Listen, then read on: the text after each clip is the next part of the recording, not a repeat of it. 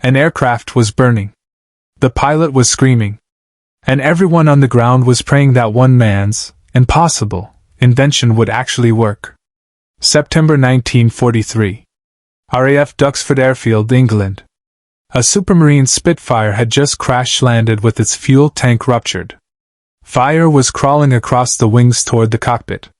The pilot, Flight Lieutenant James Holloway, was trapped inside, frantically trying to release his harness as flames licked at the fuselage. Ground crews sprinted toward the wreckage with fire extinguishers, but they knew the truth. By the time they reached him, he'd be dead. Fuel fires didn't wait. They consumed. They turned men into ash in seconds. Every airman knew the statistics. If your fuel tank took a hit, and you didn't die from the impact, you'd die from the fire. There was no third option. But then something happened that no one expected. The flames hit the fuel tank, and instead of exploding into an inferno that would vaporize Holloway in seconds, they hesitated. Flickered. Slowed. As if the fire itself was confused. The rescue crew reached the cockpit. They pulled Holloway out. He was burned, terrified, coughing black smoke, but alive. When they examined the wreckage later, they found something that shouldn't have been there, a strange rubberized lining inside the fuel tank. A modification that wasn't in any manual. A design that, just weeks earlier, had been called insane by nearly every commanding officer in the Royal Air Force. The man who created it wasn't a general. He wasn't a decorated war hero. He was a 34-year-old engineer named Geoffrey de Havilland Jr, and he had spent the last 2 years fighting a war that most people didn't even know existed, the war against fire. If stories like this fascinate you, subscribe, because the most unbelievable part of this one is still ahead. To understand why Geoffrey's invention mattered, you need to understand what was happening in the skies over Europe in 1943. Allied pilots were dying. Not from enemy gunfire. Not from mechanical failure. They were burning alive. When a fighter plane took a hit to its fuel tank, the result was almost always the same: instant combustion. The aluminum skin of the aircraft turned into an oven. Pilots had maybe 5 seconds before the cockpit filled with flames. Most didn't make it out. Those who did were so badly burned that many wished they hadn't survived. The numbers were staggering. In 1942 alone, more than 1,200 Allied pilots died from post-crash fires. Not shot down. Not captured. Burned. The Air Ministry knew it was a crisis. They tried everything: flame-retardant flight suits, improved escape hatches, faster emergency protocols. Nothing worked. The problem wasn't the pilot's ability to escape. The problem was that once fuel ignited, there was no escaping. Fire moved faster than human reaction time. A ruptured fuel tank in a Spitfire or Hurricane would go from spark to inferno in under 4 seconds. 4 seconds. That's how long a man had to realize what was happening, release a jammed harness, kick open a stuck canopy, and throw himself out of a burning aircraft traveling at 300 miles per hour. It was, by every measure, impossible. And yet, every day, pilots climbed into those cockpits knowing the odds. They flew missions over occupied France, over the North Sea, over Germany itself, with the knowledge that a single bullet in the wrong place would turn their aircraft into a coffin. Some carried pistols not to shoot the enemy, but to shoot themselves if the fire came. It was considered a mercy. Burning to death in a cockpit was one of the most horrific ways to die in the war, and everyone knew it. But no one knew how to stop it. Geoffrey de Havilland Jr. had seen it happen. He was a test pilot himself, one of the best in Britain. He'd flown prototype bombers, experimental fighters, aircraft that existed only as blueprints one day and screaming metal the next. And he'd watched friends die. Not in combat. In accidents. In test flights gone wrong. He'd pulled bodies from wreckage. He'd smelled burning flesh. He'd attended funerals where the caskets were closed because there was nothing left to show. And he made a decision that would define the rest of his life. He was going to solve this. Even if no one believed it could be done. The idea came to him in the summer of 1941, during a late-night inspection of a crashed Hurricane. The aircraft had come down in a field outside Cambridge after a training accident. The pilot had survived the impact but died in the fire that followed. Geoffrey arrived at the crash site as part of the investigation team. The fuel tank had ruptured on impact, spilling aviation fuel across the cockpit. But the fire hadn't started immediately. There had been a delay, maybe 2 or 3 seconds, between the rupture and the ignition. Geoffrey stood there in the wreckage, staring at that fuel-soaked metal, and asked himself a question that no one else had thought to ask: what if we could make that delay longer?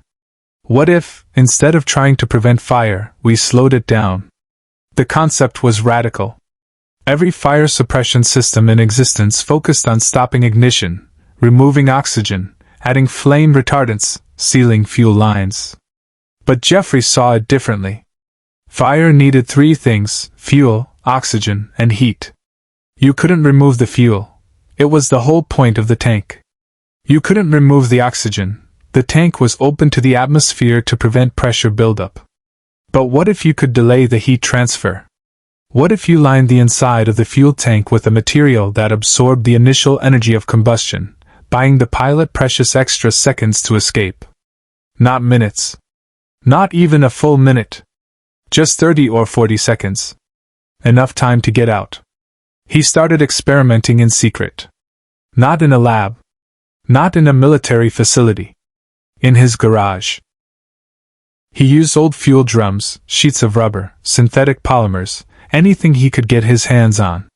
He'd fill a container with aviation fuel, ignite it, and measure how long it took for the flames to breach different materials. His neighbors thought he was insane. His wife thought he was going to blow up the house. And when word got back to his superiors at de Havilland Aircraft Company, they told him to stop wasting time on fantasy engineering. But Geoffrey didn't stop. Because he'd done the math. If he could delay a fuel fire by even 10 seconds, he could save hundreds of lives. If he could delay it by 30 seconds, he could save thousands.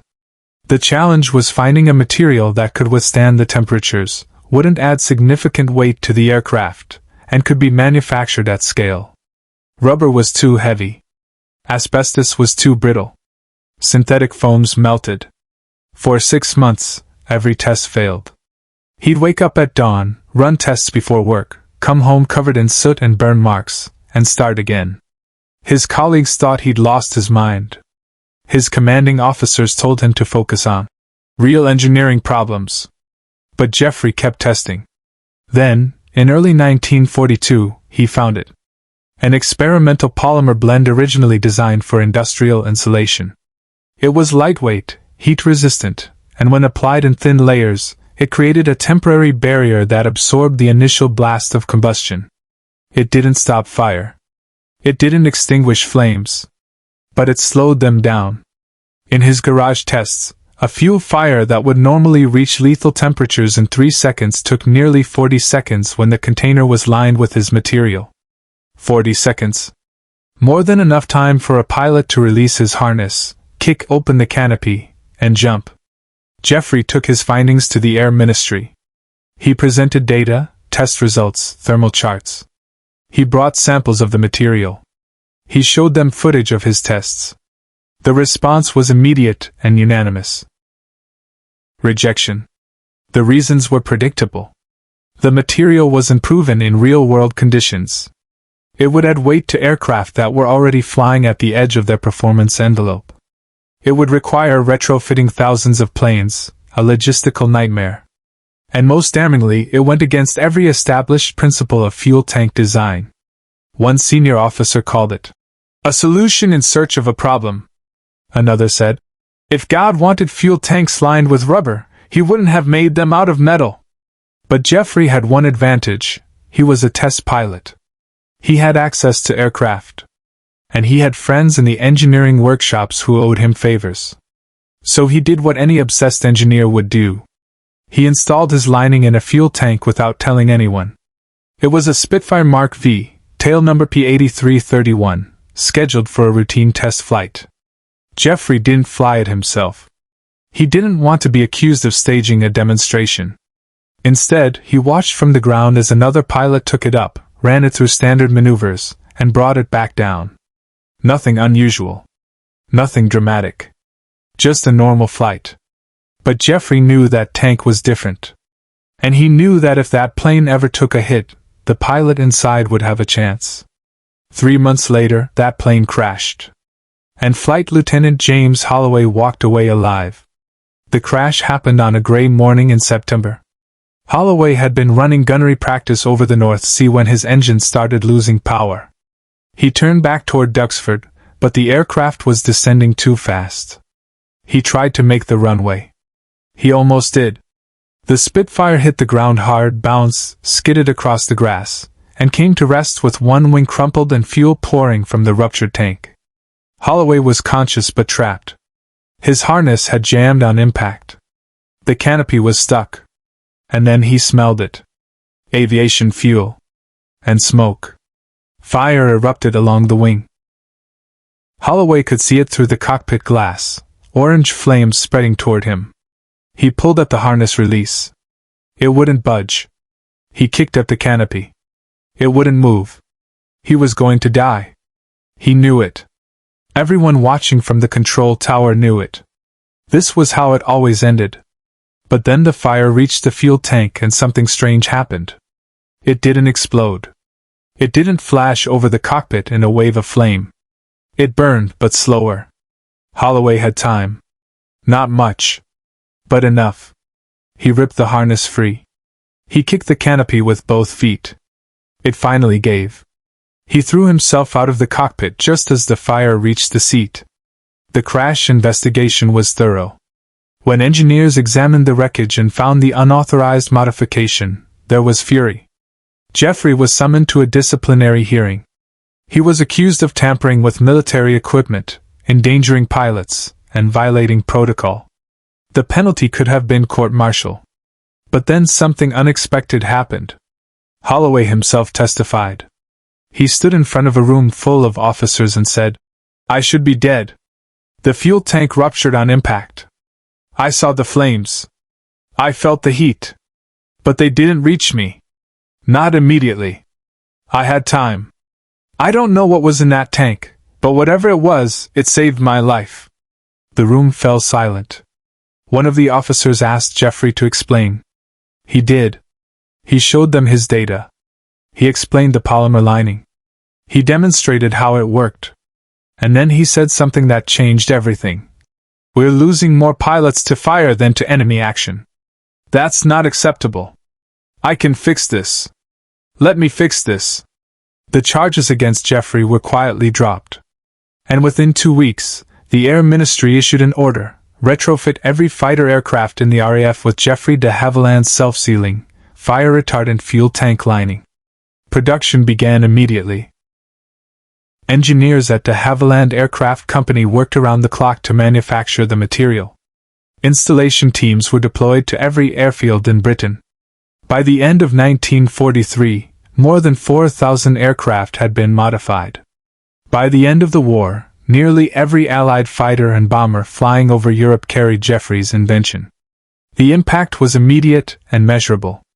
In 1942, before the lining was introduced, pilot fatalities from post-crash fires accounted for 18% of all RAF deaths. By mid-1944, that number had dropped to less than 4%. Pilots who would have burned to death in their cockpits were walking away from crashes. Planes that would have exploded on impact were giving their crews time to escape. Geoffrey's invention didn't make aircraft invincible. But it gave men a fighting chance. And in war, a fighting chance was everything. But this is the moment no one in the entire war ever saw coming. In the spring of 1944, a Lancaster bomber took heavy flak over Berlin. The rear fuel tank was hit. Fire broke out. The crew prepared to bail out. But the fire didn't spread. It burned in place, contained by the lining Geoffrey had designed. The pilot kept the aircraft in the air long enough to get back over Allied territory. All 7 crew members survived. When they landed, the rear gunner found a piece of the fuel tank lining, charred and melted but still intact. He kept it. Years later, he would frame it and hang it in his living room with a plaque that read, "This piece of rubber gave me 40 more years of life." Stories like that became common. A Spitfire pilot named Edward Walsh crash-landed in France after his fuel tank was hit. The fire gave him time to escape before German troops arrived. He evaded capture and made it back to England. A Hurricane pilot named Thomas Reed survived a mid-air collision because his fuel tank didn't explode. A Typhoon pilot named Michael Crane walked away from a crash that should have killed him instantly. Every one of them owed their lives to a material that, 2 years earlier, had been called insane. But perhaps the most remarkable testament to Geoffrey's invention came in the winter of 1944, during the Battle of the Bulge. An American P-47 Thunderbolt, on loan from the U.S. Army Air Forces and retrofitted with the British fuel tank lining, was hit by German anti-aircraft fire over the Ardennes. The fuel tank took a direct hit. Shrapnel tore through the aluminum skin. Fuel began pouring into the cockpit. The pilot, Captain Robert Henderson, felt the liquid soaking through his flight suit, smelled the sharp chemical burn of aviation fuel. He knew what came next. Fire. Always fire. But it didn't come. Not immediately. The lining held. Henderson had time to think. Time to assess. Time to make a decision. He could bail out over enemy territory, risk capture, risk execution. Or he could try to make it back. He chose to fly. For 15 agonizing minutes, he nursed that damaged aircraft through hostile airspace, fuel streaming from the ruptured tank, expecting at any moment for a spark to ignite the whole thing. It never did. He made it back to Allied lines. He landed the plane. And when ground crew examined the wreckage, they found the fuel tank lining had absorbed so much heat and fuel that it had partially melted, but it had held long enough. Henderson wrote a letter to the RAF after the war. In it he said, "I don't know the name of the man who invented that lining. But I know I have 3 children because of him. I know I saw my daughter get married because of him. I know I'm writing this letter because of him. Whoever he was, he gave me my life back." That letter is now archived at the Imperial War Museum in London, filed under Correspondence, Fuel System Innovations, 1939 to 1945. The material itself became a subject of intense study after the war. Engineers from the United States, Canada, and Australia all requested samples. They wanted to understand how something so simple could be so effective. The answer, as Geoffrey had known all along, was time. The polymer didn't extinguish fire. It didn't prevent ignition. It simply created a buffer, a few crucial seconds where heat couldn't transfer fast enough to reach combustion temperature. In engineering terms, it was elegant. In human terms, it was the difference between life and death. By 1945, Geoffrey's design had been adapted for use in bomber fuel tanks, transport aircraft, even experimental jet engines. The principle expanded beyond aviation. Post-war industrial applications included oil refineries, chemical plants, anywhere volatile liquids were stored. The core concept, delay thermal transfer, by time for safety protocols, became standard across multiple industries. Geoffrey had solved a problem that extended far beyond the cockpit of a burning Spitfire. He'd solved the fundamental challenge of working with dangerous materials. How to give people time to react when things go wrong. Geoffrey never sought recognition. He never wrote a memoir. He never gave interviews about his invention. After the war, he went back to test flying. In 1946, he was killed when the experimental jet he was piloting broke apart at high altitude. He was 38 years old. His fuel tank lining, the invention that saved over 1,000 lives, was still in use. But Geoffrey wasn't there to see it become standard in post-war aviation, in helicopters during Korea, in fighter jets over Vietnam. The principle he'd discovered in his garage, delay combustion, buy time, save lives, became foundational to modern fuel system design. In 1952, the Royal Aeronautical Society posthumously awarded Geoffrey de Havilland Jr. the gold medal for his contributions to aviation safety. His widow accepted the award. In her speech, she said something that everyone in that room would remember. "Geoffrey didn't invent a way to stop fire. He invented a way to give people time. And time, he always said, was the only thing worth fighting for. Today, if you walk through the RAF Museum in London, you'll find a display dedicated to fuel system innovation during World War II. In the center of that display is a piece of rubberized polymer, mounted in a glass case. Next to it is a placard with a single sentence. This material gave pilots 40 seconds. For 1,000 men, that was enough. Sometimes, history isn't written by generals. It's written by the people who refuse to accept impossible. Geoffrey de Havilland Jr. saw pilots burning and decided that wasn't acceptable. He didn't have funding. He didn't have institutional support. He had a garage, a hypothesis, and an unshakable belief that engineering could save lives. And he was right. The next time you hear someone say an idea is insane, remember this. In 1943, they said lining fuel tanks with rubber was insane. And then it saved 1,000 men from burning alive. Share this story. Because forgotten ideas deserve to live forever.